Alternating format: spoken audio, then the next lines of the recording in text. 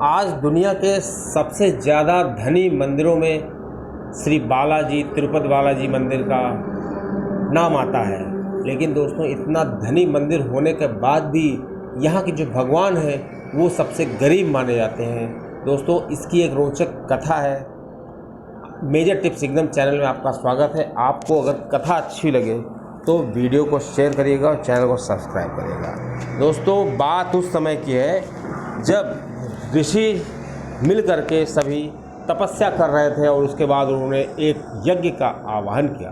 अब दोस्तों, ऋषियों ने सोचा कि जैसे हम लोग हवन करते हैं तो उसकी आहुति देवता लोग लेते हैं, जो त्रिदेव हैं, ब्रह्मा विष्णु महेश।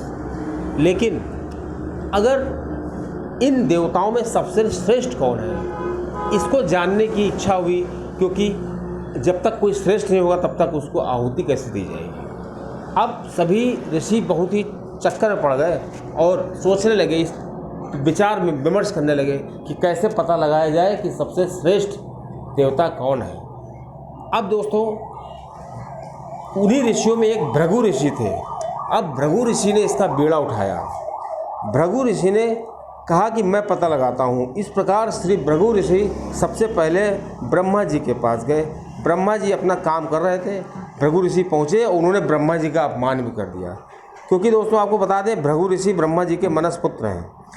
जब पुत्र को इस तरह से अपमानित देखा कि पुत्र मेरा अपमान कर रहा, तो ब्रह्मा जी गुस्से में आ गए और उन्होंने भृगु ऋषि को वहाँ से भगा दिया, मारने दौड़े। अब भृगु ऋषि भागते हुए सीधे पहुँचे श्री शिव जी के पास। एक तो श्री शिव जी के पास भृगु ऋषि बिना बताए पहुँच गए थे और ऊपर से वहाँ जाके अपमान भी कर दिया श्री शिव जी का। अब जब श्री शिव जी का अपमान हुआ तो श्री शिव जी को गुस्सा आया, उन्होंने अपना त्रिशूल निकाला। वहाँ से भी भैया भृगु ऋषि भागे। अब बहुत तेज भागते हुए वो श्री विष्णु जी के पास गए और विष्णु जी उस समय आराम कर रहे थे बैकुंठ धाम में श्री लक्ष्मी जी के साथ। लेकिन भृगु ऋषि पहुँचे और उन्होंने सीधे श्री विष्णु जी की छाती पर लात मार दी। और जैसे ही विष्णु जी के लात मारी, तुरंत विष्णु जी उठ बैठ गए। कहा, अरे ऋषवर, मेरी छाती तो इतनी कठोर है, आपने लात मारी, कहीं आपके पैरों में चोट तो नहीं आ गई? आपके पैर इतने कोमल हैं। तुरंत उनके पैरों पर पड़ गए। अब दोस्तों, जब ये चीज़ भृगु ऋषि ने देखी, तुरंत भृगु ऋषि ने, चूँकि वो लीला कर ही रहे थे, उन्होंने ऋषियों से जा कर के बताया कि सबसे ज़्यादा दयालु और सबसे ज़्यादा कृपा वाले जो ईश्वर है त्रिदेवों में, वो श्री विष्णु जी हैं, इसलिए हमें अपनी आहुति उन्हीं को देखनी चाहिए। अब दोस्तों, ये बात तो आई गई होगी। उधर श्री लक्ष्मी जी बैठी हुई थी और ये सब देख रही थी। श्री लक्ष्मी जी ने जब अपमान देखा अपने पति का तो उनको बहुत बुरा लगा। अब वो सोचने लगी कि मैं बैकुंठ धाम का भी त्याग कर दूंगी और श्री विष्णु जी का भी त्याग कर दूंगी।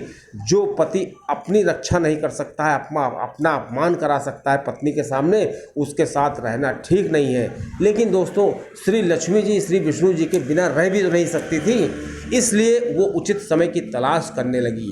दोस्तों, ईश्वर की लीला थी कि पृथ्वी पर राक्षस आतंक मचाने लगे, जो हिरण्याक्ष वगैरह थे। अब श्री विष्णु जी ने बड़ा अवतार लिया और राक्षसों को मारने में लग गए। इतने में श्री लक्ष्मी जी को मौका मिल गया। श्री लक्ष्मी जी ने पृथ्वी पर जा कर के एक जंगल में तपस्या करना शुरू कर दी। अब दोस्तों, इधर श्री लक्ष्मी जी ने चोल राज्य के जो राजा थे उसके घर जन्म लेने का मन बनाया और इधर श्री लक्ष्मी जी ने तपस्या कर करके अपना देह त्याग दिया। अब दोस्तों, जो चोल राज थे उनके राज्य में घटना हुई थी, उनके कोई पुत्र नहीं था, इसलिए शुक्राचार्य जी ने उनको बताया कि आप एक हवन करिए, और किसी ने बताया कि आप हल चलाइए खेतों में तो बरसात होगी और सब कुछ, आपको पुत्र की प्राप्ति भी होगी। और दोस्तों, जैसे उन्होंने खेतों में हल चलाया तो उनके हल एक मटके से टकरा गया। उस मटके में एक फूल पर बैठी हुई एक छोटी सी कन्या प्राप्त हुई। वो फूलों की तरह एकदम कोमल थी। दोस्तों, उस कन्या को पार करके जो राजा थे वो बहुत ही ज़्यादा प्रसन्न हो गए और उन्होंने उसका नाम पद्मावती रख दिया, क्योंकि वो फूलों पर उत्पन्न हुई थी। अब दोस्तों, इस प्रकार पद्मावती धीरे धीरे बड़ी होने लगी।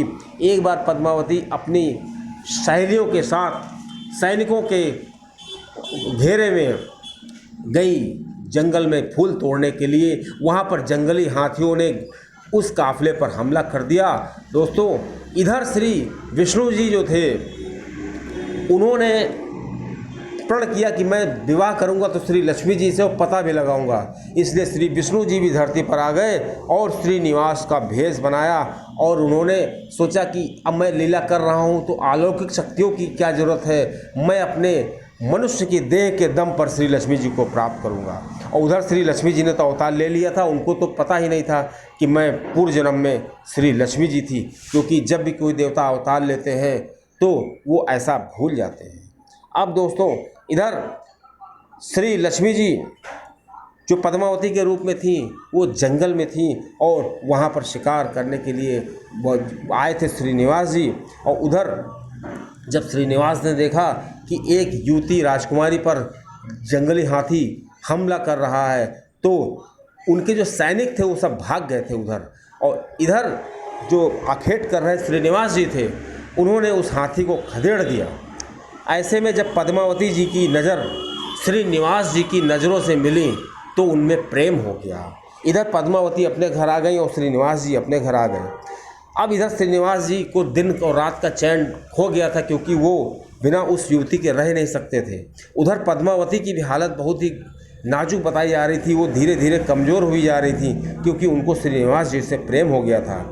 अब जब ये चीज़ राजा को पता चली, पद्मावती जी के पिताजी को, तो उन्होंने बहुत ही ज्योतिष से संपर्क किया, लेकिन कोई उत्तर नहीं दे पा रहा था। इधर जो श्रीनिवास जी थे इन्होंने ज्योतिष का रूप धारण किया, और जब पद्मावती जी के पिताजी को पता चला कि हमारे राज्य में एक बहुत पहुंचा हुआ ज्योतिषी आया है, तो उन्होंने उसको बुलाया श्रीनिवास जी को, पद्मावती की नाड़ी दिखाई तो श्रीनिवास जी ने कहा अरे इसको तो प्रेम रोग हो गया है। तो श्री पद्मावती के पिताजी ने उस ज्योतिषी से पूछा कि जब आप ये जानते हैं कि इसको प्रेम रोग हो गया है तो यही बता दीजिए कि इसको प्रेम किससे हुआ है। तो श्रीनिवास जी ने बताया कि कुछ दिन पूर्व ये जंगल में गई थी, वहाँ पर इन्होंने हाथी ने इस पर अटैक कर दिया था, हमला कर दिया था, तो जिस युवक ने इसको बचाया था उसी से इनको प्रेम हो गया है। अब श्रीनिवास जी ने पूछा वो युवक कहाँ मिलेगा, तो श्रीनिवास जी ने बताया कि वो आपके राज्य में ही श्रीनिवास के रूप में है। अब पद्मावती के पिताजी राजी हो गए विवाह करने के लिए। अब इधर श्री विष्णु जी जो श्रीनिवास के भेष में थे उनकी हालत खराब हो रही थी, क्योंकि वो बहुत चिंतित हो रहे थे, और उन्होंने सभी देवताओं को निमंत्रण भी भेज दिया सुखदेव जी से कि कहा मेरा विवाह होने वाला है। सभी देवता बहुत ही हर्षित हो रहे थे, लेकिन सभी देवताओं ने देखा श्री विष्णु जी जो श्रीनिवास जी के भेष में है वो बहुत ही चिंतित हैं। तो सभी देवताओं ने पूछा आपकी चिंता का क्या कारण है, आपका तो विवाह होने जा रहा है। तो उन्होंने कहा मेरा विवाह तो होने जा रहा है, लेकिन मेरे पास पैसे नहीं है, मेरे सारे जो धन था वो तो लक्ष्मी जी थी, लक्ष्मी जी तो चली गई, अब मेरे पास धन का कोई स्रोत नहीं, मैं विवाह कैसे करूँगा। तो सभी देवताओं ने कहा मैं कोई उपाय बताता हूँ। सभी देवताओं ने कुबेर जी से कह के श्री विष्णु जी को बहुत सा धन दिलवाने का आश्वासन दिया। लेकिन दोस्तों चूँकि विष्णु जी लीला कर रहे थे, मानव रूप में थे, इसलिए वो कह रहे थे मैं आपको, कुबेर जी से कहा मैं आपको इस पैसे का ब्याज जरूर दूंगा। तो श्री कुबेर जी ने कहा ठीक है आप ब्याज तो देंगे, लेकिन ब्याज देंगे कैसे ये बता दीजिए हमको, क्योंकि ब्याज लेने की प्रक्रिया बहुत कठिन होती है। तब श्री विष्णु जी ने जो श्रीनिवास जी के भेष में थे कहा था कि कलयुग में मेरा धरती पर एक मंदिर बनेगा और मैं बालाजी के नाम से जाना जाऊंगा, और मैं तो बहुत भले गरीब हूँ, लेकिन मेरे जो भक्त होंगे जो यहाँ पर चढ़ावा चढ़ाएंगे वो इतने धनी हो जाएंगे, इतने धनी हो जाएंगे कि उनके पास पैसा रखने का शुमार नहीं होगा। वो जितना धन दान करेंगे उसी के अनुपात में उसका धन बढ़ेगा। दोस्तों आज भी बालाजी के मंदिर में बहुत से ऐसे श्रद्धालु हैं जो अपनी आय का आधा या कुछ हिस्सा दान करते हैं, और ठीक उसका दुगना या कई गुना उनको उसी रूप में मिल जाता है। दोस्तों इस प्रकार श्री विष्णु जी का विवाह हो गया श्री लक्ष्मी जी के साथ में। तो श्री विष्णु जी श्री बालाजी के रूप में हैं और श्री लक्ष्मी जी श्री पद्मावती जी के रूप में आज भी श्री बालाजी के मंदिर में आज भी निवास करते हैं। अब दोस्तों जो भक्त लोग हैं वो श्री विष्णु जी ने जो बताया श्री विष्णु जी के जो अनुसार बताया गया कि कुबेर जी को कि जो भक्त मेरे मंदिर में आके चढ़ावा चढ़ाएगा मैं उस पर कृपा करूँगा और इस प्रकार श्री विष्णु जी का कर्ज माफ़ होता जाएगा। अब दोस्तों यही कहा जाता है कि जो भक्त श्री बालाजी के मंदिर में जाके ज़्यादा से चढ़ावा चढ़ाते हैं वो भक्त तो माला माल हो ही जाते हैं, उधर श्री विष्णु जी का जो कर्ज है वो भी माफ़ होता जाता है। और दोस्तों श्री बालाजी ने ये भी आश्वासन दिया था श्री कुबेर जी को कि कलयुग के अंत तक आप जितना धन दे रहे हैं हमको, उस धन का जो कर्ज होगा वो हमारे भक्तों के द्वारा ज़रूर माफ़ हो जाएगा। और दोस्तों उस बालाजी मंदिर में 1980 के दशक में कुछ चमत्कार भी हुए थे।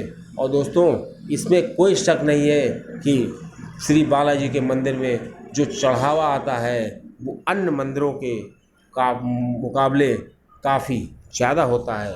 और दोस्तों वहाँ पर कोई मामूली आदमी तो जाता नहीं है, वहाँ सिर्फ धनी ही जाते हैं और वो धनी भक्तों का मंदिर है। और दोस्तों आज भी श्री बालाजी के मंदिर में सबसे ज़्यादा चढ़ावा आता है।